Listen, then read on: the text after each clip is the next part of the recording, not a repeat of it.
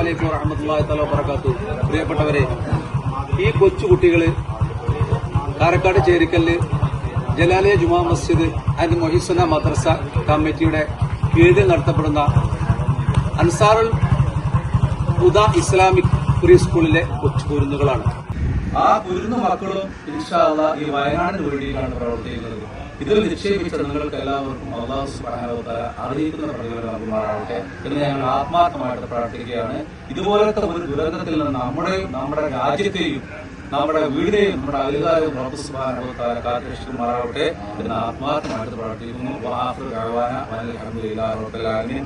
ഈ കൊച്ചു കുട്ടികളെ ഞാൻ ഒരിക്കൽ കൂടി പറയുകയാണ്, കാരക്കാട് ചേരിക്കല്ലിൽ ജലാലിയ ജുമാ മസ്ജിദ് ആൻഡ് മൊഹീസുന മദ്രസയുടെ ആഭിമുഖ്യത്തിൽ നടത്തുന്ന അൻസാറുൽ ഹുദ ഇസ്ലാമിക് പ്രീ സ്കൂളിലെ കൊച്ചു കുരുന്നുകളാണ്.